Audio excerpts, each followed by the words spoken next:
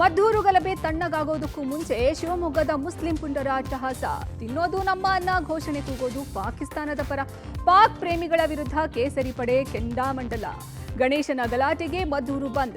ನಾಳೆವರೆಗೂ ಮದ್ದೂರಿನಲ್ಲಿ ಪೊಲೀಸರು ಸರ್ಪಗಾವಲು. ಮದ್ದೂರು ಗಲಭೆಗೆ ಮುಸ್ಲಿಂ ಸಂಘಟನೆಯ ಕೈವಾಡ ಇದೆಯಾ? ನಾಳೆ ಬಿಜೆಪಿ ನಾಯಕರಿಂದ ಮದ್ದೂರು ಚಲೋ. ಈ ಎಲ್ಲ ಸುದ್ದಿಗಳನ್ನು ನೋಡ್ತಾ ಹೋಗೋಣ ಕರ್ನಾಟಕ ಟಾಪ್ 20ಯಲ್ಲಿ. ಮದ್ದೂರಿನ ಗಲಭೆ ತಣ್ಣಗಾಗುವುದಕ್ಕೂ ಮುಂಚೆ ಶಿವಮೊಗ್ಗದ ಭದ್ರಾವತಿಯಲ್ಲಿ ಮತ್ತೆ ಕೆಲವು ಮುಸ್ಲಿಂ ಪುಂಡರು ಬಾಲ ಬಿಚ್ಚಿದ್ದಾರೆ. ನಿನ್ನೆ ಈದ್ ಮಿಲಾದ್ ಮೆರವಣಿಗೆ ವೇಳೆ ಪಾಕಿಸ್ತಾನ ಪರ ಘೋಷಣೆ ಕೂಗಿದ್ದಾರೆ. ಪಾಕಿಸ್ತಾನ್ ಜಿಂದಾಬಾದ್ ಎಂದು ಕೂಗುತ್ತಿರುವ ವಿಡಿಯೋ ಇದೀಗ ವೈರಲ್ ಆಗಿದೆ. ನಿನ್ನೆ ರಾತ್ರಿ ಭದ್ರಾವತಿ ನಗರದ ಅಂಬೇಡ್ಕರ್ ವೃತ್ತದಲ್ಲಿ ಈದ್ ಮಿಲಾದ್ ಮೆರವಣಿಗೆ ನಡೆಯಿತು. ಈ ವೇಳೆ ಕೆಲ ಯುವಕರಿಂದ ಪಾಕಿಸ್ತಾನ ಜಿಂದಾಬಾದ್ ಎಂದು ಘೋಷಣೆ ಕೂಗಿ ಉದ್ದಟತನ ಮೆರೆದಿದ್ದಾರೆ. ಈ ಸಂಬಂಧ ಭದ್ರಾವತಿಯ ನ್ಯೂ ಟೌನ್ ಪೊಲೀಸ್ ಠಾಣೆಯಲ್ಲಿ ಪ್ರಕರಣ ದಾಖಲಾಗಿದೆ. ವಿಡಿಯೋ ಸತ್ಯಾಸತ್ಯತೆಯ ಬಗ್ಗೆ ಪೊಲೀಸರು ತನಿಖೆ ನಡೆಸುತ್ತಿದ್ದಾರೆ. ಪಾಕಿಸ್ತಾನ್ ಜಿಂದಾಬಾದ್ ಎಂದು ಘೋಷಣೆ ಕೂಗಿದವರನ್ನ ತಕ್ಷಣ ಬಂಧಿಸಬೇಕೆಂದು ಹಿಂದೂ ಪರ ಸಂಘಟನೆಗಳು ಆಗ್ರಹಿಸಿದ್ರು. ಒಂದು 12 ಸೆಕೆಂಡಿನ ಒಂದು ವಿಡಿಯೋ ನಮ್ಮ ಗಮನಕ್ಕೆ ಬರುತ್ತೆ. ಸೋಷಿಯಲ್ ಮೀಡಿಯಾ ಪ್ಲಾಟ್ಫಾರ್ಮ್ ಅಲ್ಲೂ ಕೂಡ ಇದು ವೈರಲ್ ಆಗ್ತಾ ಇದೆ. ಆ ವಿಡಿಯೋ ನಿನ್ನೆ ಭದ್ರಾವತಿಯ ಮೆರವಣಿಗೆ ಸಮಯದಲ್ಲಿ ಆಗಿರ್ತಕ್ಕಂಥ ಘಟನೆ ಅಂತಂದು ವಿಡಿಯೋನ ಕ್ಲೈಮ್ ಮಾಡ್ತಾ ಇದ್ದಾರೆ. ಪ್ರೋ ಪಾಕಿಸ್ತಾನ್ ಸ್ಲೋಗನ್ಸ್ನ ಕೂಗಿದ್ದಾರೆ ಅಂತಲೂ ಕೂಡ ಆ ವಿಡಿಯೋನಲ್ಲಿ ಕ್ಲೈಮ್ ಮಾಡ್ತಾ ಇದ್ದಾರೆ. ಸೊ ಈ ಒಂದು ವಿಡಿಯೋಗೆ ಸಂಬಂಧಪಟ್ಟಂತೆ ಇಮಿಡಿಯೇಟ್ಲಿ ನಾವು ನಮ್ಮ ಭದ್ರಾವತಿಯ ಓಲ್ಡ್ ಟೌನ್ ಪೊಲೀಸ್ ಸ್ಟೇಷನಲ್ಲಿ ಒಂದು FIR ಮಾಡ್ಕೊಂಡಿದ್ದೀವಿ. ಆ ವಿಡಿಯೋನ FSLಗೂ ಕೂಡ ಇಮಿಡಿಯೇಟ್ಲಿ ಈಗಾಗಲೇ ಕಳಿಸ್ಕೊಟ್ಟಿದ್ದೀನಿ. ಮುಂದಿನ ಕ್ರಮ ನಾವು ತಗೊಳ್ತಾ ಇದ್ದೀವಿ. ಭದ್ರಾವತಿಯಲ್ಲಿ ಈದ್ ಮಿಲಾದ್ ಮೆರವಣಿಗೆಯ ವೇಳೆ ಪಾಕ್ ಜಿಂದಾಬಾದ್ ಎಂಬ ಘೋಷಣೆಗಳು ಕೂಗಿದ ಬೆನ್ನಲ್ಲೇ ಇಡೀ ಶಿವಮೊಗ್ಗ ಉದ್ವಿಗ್ನಗೊಂಡಿದ್ರೆ, ಇನ್ನೊಂದ್ ಕಡೆ ಮುಂದಿನ ಜನ್ಮದಲ್ಲಿ ಮುಸ್ಲಿಂ ಆಗಿ ಹುಡ್ತೇನೆ ಅಂತ ಹೇಳೋ ಮೂಲಕ ಭದ್ರಾವತಿ ಶಾಸಕ ಸಂಗಮೇಶ್ ವಿವಾದಾತ್ಮಕ ಹೇಳಿಕೆಯನ್ನ ಕೊಟ್ಟು ಸಿಲುಕೊಂಡಿದ್ದಾರೆ. ತಮ್ಮನ್ನ 4 ಬಾರಿ ಮುಸ್ಲಿಮರು ಗೆಲ್ಲಿಸಿದ್ದು, ಮುಂದಿನ ಚುನಾವಣೆಯಲ್ಲಿ ಪುತ್ರ ಗಣೇಶನ ಮೇಲೂ ನಿಮ್ಮ ಕೃಪೆ ಇರಲಿ ಅಂತ ಹೇಳಿಕೆ ಕೊಟ್ಟು ಇದೀಗ ಬಿಜೆಪಿ ನಾಯಕರ ತೀವ್ರ ಆಕ್ರೋಶಕ್ಕೆ ಕಾರಣ ಆಗಿದೆ. ಶಾಸಕ ಸಂಗಮೇಶ್ ಮುಂದಿನ ಜನ್ಮದ ತನಕ ಯಾಕೆ ಕಾಯಬೇಕು? ಈ ಜನ್ಮದಲ್ಲಿ ಹೋಗಿ ಸೇರ್ಕೊಳ್ಳಿ, ಹಾರ ಹಾಕಿ ನಾವೇ ಕಳಿಸ್ಕೊಡ್ತೀವಿ, ನೀವು ಹುಟ್ಟಿದ ಜಾತಿಗೆ ನಿಮ್ಮ ಮತದಾರರಿಗೆ ಅಪಮಾನ ಮಾಡ್ತೀವಿ ಅಂತ ಕೇಂದ್ರ ಸಚಿವೆ ಶೋಭಾ ಕರಂದ್ಲಾಜೆ ಆಕ್ರೋಶ ವ್ಯಕ್ತಪಡಿಸಿದ್ರು. ಇನ್ನು ರೇಣುಕಾಚಾರ್ಯ ಮುಸ್ಲಿಂ ಗೂಂಡಾಗಳನ್ನ ಗುಂಡಿಕ್ಕಿ ಕೊಲ್ಲಬೇಕು, ಗಲ್ಲಿಗೇರಿಸಬೇಕು, ಗೂಂಡಾಗಳ ಕೇಸ್ ವಾಪಸ್ ಪಡೆದಿದೆ, ಇಷ್ಟಕ್ಕೆಲ್ಲ ಕಾರಣ ಅಂತ ಕಿಡಿಕಾರಿದ್ರು. ಮುಸ್ಲಿಮರ ಪರವಾಗಿದೆ, ನಾವು ಏನ್ ಮಾಡಿದ್ರೂ ನಡೆಯುತ್ತೆ ಅನ್ನೋ ಭಾವನೆ ಕೆಲವರಿಗಿದೆ ಅಂತ ಅಂದ್ಕೊಂಡಿದ್ದಾರೆ ಅಂತ ವಾಗ್ದಾಳಿ ನಡೆಸಿದ್ರು. ಗೆದ್ದು ಬಂದ್ಮೇಲೆ ನೀವು ಮುಸಲ್ಮಾನ್ ಆಗ್ಬೇಕು. ಮುಂದಿನ ಜನ್ಮಕ್ಕೆ ಕಾಯ್ಬೇಡಿ ಸಂಗಮೇಶ್ ಅವರೇ, ಈ ಜನ್ಮದಲ್ಲೇ ಹೋಗ್ಬೇಡಿ, ಹಾರ ಹಾಕಿ ನಾವು ಕಳಿಸ್ಕೊಡ್ತೀವಿ, ಹೋಗಿ ನೀವು ಹುಟ್ಟಿರುವ ಜಾತಿಗೆ ಯಾಕೆ ಅಪಮಾನ ಮಾಡ್ತೀರಿ? ಅಯೋಗ್ಯ ನನ್ನ ಮಕ್ಕಳು ಅಲ್ಪಸಂಖ್ಯಾತ ಗುಂಡುಗಳು ಅಟ್ಟಾಸನೆ ಮೆರೆದಿದ್ದಾರೆ, ಅಂತವರಿಗೆ ಮುಲಾಜಿಲ್ಲ, ಗುಂಡಿ ಹೊಡಿಬೇಕು, ಗಲ್ಲಿಗೇರಿಸಬೇಕು.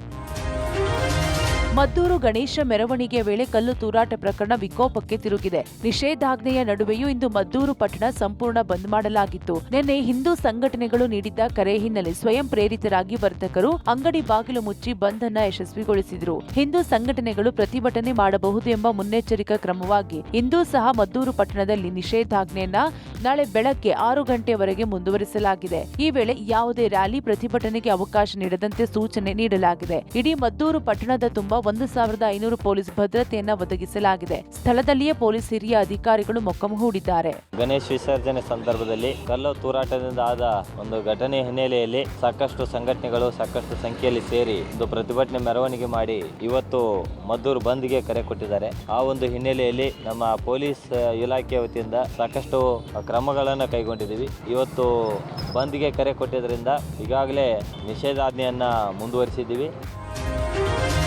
ಮದ್ದೂರು ಗಲಭೆ ಮತ್ತು ಹಿಂಸಾಚಾರಕ್ಕೆ ಕಾರಣರಾದವರನ್ನ ಈಗಾಗಲೇ ಪೊಲೀಸರು ಬಂಧಿಸಿ ಜೈಲಿಗೆ ಅಟ್ಟಿದ್ದಾರೆ. ಇದೀಗ ಮದ್ದೂರು ಗಲಭೆಯ ಹಿಂದೆ ಯಾವ ಸಂಘಟನೆ ಮತ್ತು ಯಾರ ಕೈವಾಡ ಇದೆ ಎಂಬ ತನಿಖೆಯನ್ನು ಪೊಲೀಸರು ಕೈಗೊಂಡಿದ್ದಾರೆ. ಕಲ್ಲು ತೂರಿದ ಕಿಡಿಗೇಡಿ ಚನ್ನಪಟ್ಟಣದ ಇಫ್ರಾನ್ ನನ್ನ ಸ್ನೇಹಿತ ಜಾಫರ್ ಎಂಬಾತ ಕಲ್ಲು ತೂರಲು ಪ್ರಚೋದಿಸಿದ್ದ ಎಂಬ ಅಂಶ ಬೆಳಕಿಗೆ ಬಂದಿದೆ. ಸ್ನೇಹಿತ ಜಾಫರ್ ಹೇಳಿದಂತೆ ಆರೋಪಿಯಾದ ಇರ್ಫಾನ್ ಜೊತೆಗೂಡಿ ಯುವಕರ ಗುಂಪು ಗಣೇಶನ ಮೆರವಣಿಗೆ ಮೇಲೆ ಕಲ್ಲು ತೂರಲಾಗಿದೆ. ಕಲ್ಲು ಎಸೆಯುವ ಮುನ್ನ ಬೀದಿ ದೀಪಗಳನ್ನ ಸಲ್ಮಾನ್ ಆಫ್ ಮಾಡಿದ್ದನು. ಸದ್ಯ ಇರ್ಫಾನ್ ಸೇರಿದಂತೆ 22 ಯುವಕರು ಜೈಲು ಪಾಲಾಗಿದ್ದು, ಮದ್ದೂರು ಗಲಭೆ ಕೃತ್ಯಕ್ಕೆ ಪ್ರಚೋದಿಸಿದ್ದ ಜಾಫರ್ ಎಸ್ಕೇಪ್ ಆಗಿದ್ದಾನೆ. ಇದೀಗ ಈತನ ಬಂಧನಕ್ಕೆ ಪೊಲೀಸರು ಬಲೆ ಬೀಸಿದ್ದಾರೆ. ಬಂಧನವಾಗಿರುವ ಆರೋಪಿಗಳನ್ನ ಪೊಲೀಸ್ ಕಸ್ಟಡಿಗೆ ಪಡೆಯಲು ಪೊಲೀಸರು ನಿರ್ಧಾರ ಮಾಡಿದ್ದು, ಸದ್ಯ ರಾಮ್ ರಹೀಂ ನಗರದ ಮಸೀದಿ ಅಕ್ಕಪಕ್ಕ CCTV ಪರಿಶೀಲನೆ ನಡೆಸುತ್ತಿದ್ದಾರೆ. ಮದ್ದೂರಿನಲ್ಲಿ ನಡೆದ ಗಣೇಶ ಗಲಭೆಯಿಂದ ಇಡೀ ಪಟ್ಟಣ ಕೊತ ಎಂದು ಕುದಿಯುತ್ತಿದೆ. ಯಾವುದೇ ಕ್ಷಣದಲ್ಲಿ ಯಾವ ಸ್ವರೂಪ ಬೇಕಾದರೂ ಪಡೆದುಕೊಳ್ಳುವ ಸಂಭವವಿದೆ. ಹಾಗಾಗಿ ಸಿಎಂ ಸೂಚನೆಯ ಮೇರೆಗೆ ಮಂಡ್ಯ ಉಸ್ತುವಾರಿ ಸಚಿವ ಚಲುವರಾಯಸ್ವಾಮಿ ನೇತೃತ್ವದಲ್ಲಿ ಶಾಂತಿ ಸಭೆಯನ್ನು ನಡೆಸಿದ್ರು. ಎರಡು ಕೋಮಿನ ಮುಖಂಡರನ್ನ ಕರೆಸಿ ಸಮಸ್ಯೆಯನ್ನ ಬಗೆಹರಿಸಿಕೊಳ್ಳುವುದರ ಬಗ್ಗೆ ಮಾತುಕತೆ ನಡೆಸಲಾಯಿತು. ಸಭೆಯಲ್ಲಿ ಮಂಡ್ಯ ಜಿಲ್ಲಾಧಿಕಾರಿ ಡಾಕ್ಟರ್ ಕುಮಾರ್, ಎಸ್ಪಿ ಮಲ್ಲಿಕಾರ್ಜುನ್ ಬಾಲದಂಡಿ, ಸ್ಥಳೀಯ ಶಾಸಕರು ಭಾಗಿಯಾಗಿದ್ದರು. ಇನ್ನು ಕ್ಷೇತ್ರ ಮಟ್ಟದಲ್ಲಿ ಪ್ರತ್ಯೇಕ ಸೌಹಾರ್ದತೆಯ ಸಭೆ ನಡೆಸಲು ಜಿಲ್ಲೆಯ ಎಲ್ಲಾ ಶಾಸಕರಿಗೆ ಸಿಎಂ ಸೂಚನೆ ನೀಡಿದ್ರು. ಈ ಬೆಳವಣಿಗೆಗಳು ಮುಂದಿನ ದಿನಗಳಲ್ಲಿ ಬೇರೆಯದ್ದೇ ಪರಿಣಾಮ ಬೀರಲಿದೆ. ಕೂಡಲೇ ಸಭೆ ನಡೆಸುವಂತೆ ಜಿಲ್ಲೆಯ ಕೈ ಶಾಸಕರಿಗೆ ಸಿದ್ದರಾಮಯ್ಯ ಸೂಚನೆ ನೀಡಿದ್ರು. ಬಿಜೆಪಿಯವರಿಗೆ ಶಾಂತಿ ಕರಡದೇ ಅವರ ಉದ್ದೇಶ. ಈಗ ಮೈಸೂರಿನಲ್ಲಿ ಚಾಮುಂಡಿ ಬೆಟ್ಟ ಚಲೋ ಅಂತ ಮಾಡಿದ್ರು. ನೆಮ್ಮದಿನ ಹಾಳು ಮಾಡೋದು, ಶಾಂತಿಯನ್ನ ಕರಡತಕ್ಕಂಥದ್ದು ಇದನ್ನ ಮಾಡ್ತಾರೆ. ಮದ್ದೂರಿನಲ್ಲಿ ಇವತ್ತು ಬಂದ್ ಮಾಡಕ್ಕೆ ಕರೆದಿದ್ವಿ. ಈಗ ನಾವು ಅವ್ರು ಹೇಳೋಕ್ಕೂ ಮುಂಚಿತವಾಗಿ 21 ಜನಕ್ಕೆ ಅರೆಸ್ಟ್ ಮಾಡಿದ್ವಿ. ಕಾನೂನು ರೀತಿಯ ಕ್ರಮ ತಗೋತೀವಿ. ರಾಜಕಾರಣ ಮಾಡಕ್ಕೆ ಶಕ್ತಿ ಇಲ್ಲದೆ ಇದ್ದಾಗ ಈ ಥರದ್ದೇ ಮಾಡ್ತಾರೆ. ಈಗ ಏನಾಗುತ್ತೆ, ಕಾಂಗ್ರೆಸ್ ವಿರುದ್ಧವಾದಂಥ ಆಮೇಲೆ ಸಂಘಟನೆ ಮಾಡೋಕ್ಕೆ ಅವ್ರ ಕೆಲ ಶಕ್ತಿ ಇಲ್ಲದೆ ಇದ್ದಾಗ ಭಾವನಾತ್ಮಕವಾಗಿ ಒಂದು ಕಮ್ಯುನಲ್ ಇಶ್ಯೂ ತಗೊಂಡೇ ಅವರು ಹೋರಾಟ ಮಾಡಬೇಕಾದಂಥ ಪರಿಸ್ಥಿತಿ ಅವ್ರಿಗೆ ಎದುರಾಗಿದೆ. ಅಶೋಕ್ ಅಲ್ಲಿಯ ಸ್ಥಳೀಯ ನಾಯಕರು ಬಿಜೆಪಿ ಜನತಾದಳದ ಕುಮ್ಮಕ್ನಿಂದ ಆಗ್ತಾ ಇರೋದು, ಜನರಿಂದ ಅಲ್ಲ. ನಾವು ಯಾವುದೇ ಓಲೈಕೆ ಮಾಡೋ ಪ್ರಶ್ನೆ ಇಲ್ಲ. ಓಲೈಕೆ ಮಾಡಂಗಿದ್ರೆ 21 ಜನ ನಾವೇ ಕರೆಸ್ತೀವಿ. ರಾಜ್ಯದಲ್ಲಿ ಕಾಂಗ್ರೆಸ್ ಸರ್ಕಾರದ ಆಡಳಿತದಿಂದ ಒಂದಲ್ಲ ಒಂದು ಗಲಭೆಗಳು ನಡೆಯುತ್ತಲೇ ಇವೆ. ಮದ್ದೂರಿನಲ್ಲಿ ನಡೆದ ಗಣೇಶ ಗಲಭೆ ಕೋಮು ಸಂಘರ್ಷಕ್ಕೆ ಬಿಜೆಪಿ ಆಕ್ರೋಶ ವ್ಯಕ್ತಪಡಿಸಿದೆ. ರಾಜ್ಯದಲ್ಲಿ ಕಾಂಗ್ರೆಸ್ ಸರ್ಕಾರ ಬಂದಾಗಿನಿಂದಲೂ ಹಿಂದೂಗಳನ್ನ ಟಾರ್ಗೆಟ್ ಮಾಡಿ ಹಿಂದೂಗಳನ್ನ ಅವಮಾನ ಮಾಡಲಾಗುತ್ತಿದೆ. ಕಾಂಗ್ರೆಸ್ ಸರ್ಕಾರದಲ್ಲಿ ಹಿಂದೂಗಳಿಗೆ ರಕ್ಷಣೆ ಇಲ್ಲದಂತಾಗಿದೆ ಎಂದು ಆರೋಪಿಸಿ ಬಿಜೆಪಿ ನಾಯಕರಿಂದ ನಾಳೆ ಮದ್ದೂರು ಚಲೋಗೆ ಮುಂದಾಗಿದ್ದಾರೆ. ಕಲ್ಲು ತೂರಾಟ ಮತ್ತು ಪೊಲೀಸರು ಹಿಂದೂಗಳ ಮೇಲೆ ಅಮಾನವೀಯವಾಗಿ ಲಾಠಿ ಚಾರ್ಜ್ ಪ್ರಕರಣ ಬಗ್ಗೆ ಬಿಜೆಪಿ ಸತ್ಯ ಶೋಧನೆ ನಡೆಸುವ ಸಲುವಾಗಿ ಬಿಜೆಪಿ ರಾಜ್ಯಾಧ್ಯಕ್ಷ ವಿಜೇಂದ್ರ ಆರ್ ಅಶೋಕ್ ನೇತೃತ್ವದ ನಿಯೋಗದಿಂದ ಮದ್ದೂರು ಚಲೋ ನಡೆಸಲು ನಿರ್ಧಾರ ಮಾಡಲಾಗಿದೆ.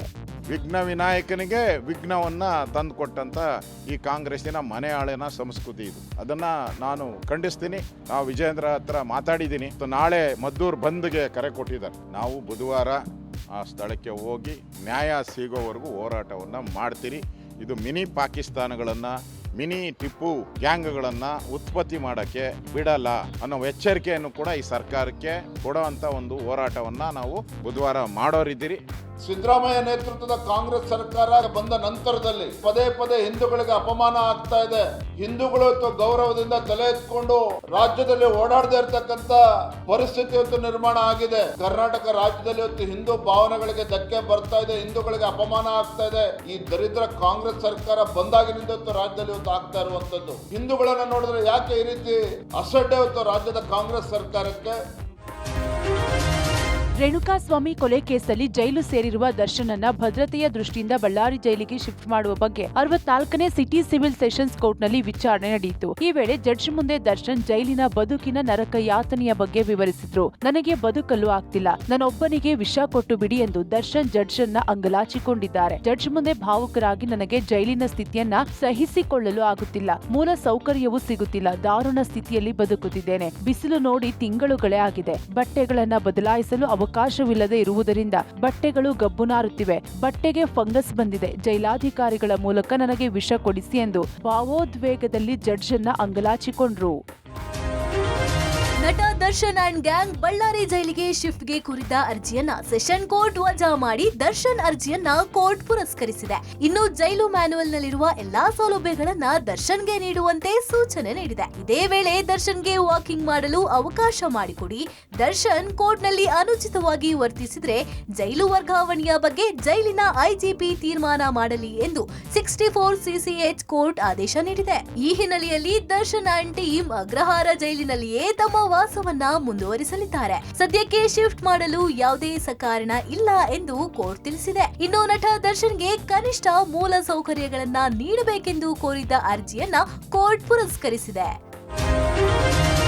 ನೇಪಾಳ ಸರ್ಕಾರ ವಾಟ್ಸ್ಆಪ್, ಟ್ವಿಟರ್, ಇನ್ಸ್ಟಾ ಸೇರಿ 29 ಸಾಮಾಜಿಕ ಜಾಲತಾಣಗಳನ್ನ ಬ್ಯಾನ್ ಮಾಡಿದ್ದ ಪರಿಣಾಮ ನೇಪಾಳದಲ್ಲಿ ಯುವ ಸಮೂಹ ಸರ್ಕಾರದ ವಿರುದ್ಧ ದಂಗೆ ಎದ್ದಿದೆ. ಯುವ ಸಮುದಾಯ ಪ್ರತಿಭಟನೆ ಹಿಂಸಾಚಾರ ಪಡೆದಿದ್ದು ಇಡೀ ನೇಪಾಳ ಸರ್ಕಾರವನ್ನೇ ತಲ್ಲಣಗೊಳಿಸಿದೆ. ನಿನ್ನೆ ನಡೆದ ಹಿಂಸಾಚಾರ ನೋಡಿದ ನೇಪಾಳ ಸರ್ಕಾರ ಸಾಮಾಜಿಕ ಜಾಲತಾಣಗಳ ಮೇಲಿನ ನಿಷೇಧ ವಾಪಸ್ ಪಡೆದಾಗಲೂ ಕೂಡ ಹಿಂಸಾಚಾರ ತಗ್ಗಿಲ್ಲ. ಇಂದು ಯುವ ಸಮುದಾಯ ನೇಪಾಳ ಪ್ರಧಾನಿ ಕೆಪಿ ಶರ್ಮಾ ಓಲಿ ಮನೆಗೆ ನುಗ್ಗಿ ಪ್ರಧಾನಿ ಮನೆಗೆ ಬೆಂಕಿ ಹಚ್ಚಿ ಆಕ್ರೋಶ ವ್ಯಕ್ತಪಡಿಸಿದರು. ಪ್ರತಿಭಟನೆ ನಿನ್ನೆಯಿಂದ ದೇಶದ ಪರಿಸ್ಥಿತಿ ಹದಗೆಟ್ಟ ಹಿನ್ನೆಲೆಯಲ್ಲಿ ನೈತಿಕ ಹೊಣೆ ಹೊತ್ತು ಪ್ರಧಾನಿ ಕೆಪಿ ಶರ್ಮಾ ಓಲಿ ಮತ್ತು ಗೃಹ ಸಚಿವ ರಮೇಶ್ ಲೇಖಕ್ ರಾಜೀನಾಮೆ ಕೊಟ್ಟರು. ಸಂಜೆ ವೇಳೆಗೆ ನೇಪಾಳಕ್ಕೆ ನೂತನ ಪ್ರಧಾನಿ ನೇಮಕ ಮಾಡುವ ಸಾಧ್ಯತೆ ಇದೆ. ಮೈಸೂರು ದಸರಾ ಉದ್ಘಾಟನೆ ವಿವಾದ ಪರ ವಿರೋಧ ಕಿಚ್ಚು ತಣ್ಣಗಾಗುವ ಹಾಗೆ ಕಾಣುತ್ತಿಲ್ಲ. ಬಾನು ಮುಷ್ತಾಕ್ ದಸರಾ ಉದ್ಘಾಟನೆ ಖಂಡಿಸಿ ಹಿಂದೂ ಜಾಗರಣ ವೇದಿಕೆಯಿಂದ ಅನುಮತಿ ನಿರಾಕರಣೆಯ ನಡುವೆಯೂ ಚಾಮುಂಡಿ ಚಲೋ ನಡೆಸಲಾಯಿತು. ಹಿಂದೂ ಪರ ಸಂಘಟನೆಯ ಕಾರ್ಯಕರ್ತರು ಪಾದಯಾತ್ರೆಯನ್ನ ಮಾಡುತ್ತೇವೆಂದು ಕಾರ್ಯಕರ್ತರು ಮುಂದಾದಾಗ ಹಿಂದೂ ಪರ ಹೋರಾಟಗಾರರು ಮತ್ತು ಪೊಲೀಸರ ಮಧ್ಯೆ ವಾಗ್ವಾದ ನಡೆಯಿತು. ನೀವು ಅನುಮತಿ ನೀಡದಿದ್ರೂ ಸಹ ನಾವು ಪಾದಯಾತ್ರೆ ಮಾಡಿಯೇ ಮಾಡ್ತೀವಿ ಎಂದು ಹೋರಾಟಗಾರರು ಪಟ್ಟು ಹಿಡಿದ್ರು. ಮೈಸೂರಿನ ಸಂಗೊಳ್ಳಿ ರಾಯಣ್ಣ ವೃತ್ತದಲ್ಲಿ 200ಕ್ಕೂ ಹೆಚ್ಚು ಪೊಲೀಸ್ ಸಿಬ್ಬಂದಿಯಿಂದ ಬಂದೋಬಸ್ತ್ ವಹಿಸಲಾಗಿತ್ತು. ಚಾಮುಂಡಿ ಬೆಟ್ಟಕ್ಕೆ ಹೋಗುವ ಪ್ರತಿಯೊಂದು ರಸ್ತೆಯಲ್ಲೂ ಪೊಲೀಸರ ಸರ್ಪಗಾವಲನ್ನ ಹಾಕಲಾಗಿತ್ತು. ಆದರೂ ಸಹ ಪೊಲೀಸರ ಭದ್ರತೆಯನ್ನ ಮೀರಿ ಹಿಂದೂ ಜಾಗರಣೆಯ ಕಾರ್ಯಕರ್ತರು ಮತ್ತು ಸ್ಥಳೀಯ ಬಿಜೆಪಿ ಶಾಸಕರು ಪಾದಯಾತ್ರೆಗೆ ಮುಂದಾದಾಗ ಪೊಲೀಸರು ವಶಕ್ಕೆ ಪಡೆದುಕೊಂಡ್ರು. ಈ ವೇಳೆ ಸರ್ಕಾರದ ವಿರುದ್ಧ ಮತ್ತು ಪೊಲೀಸರ ವಿರುದ್ಧ ಆಕ್ರೋಶ ವ್ಯಕ್ತಪಡಿಸಿದ್ರು.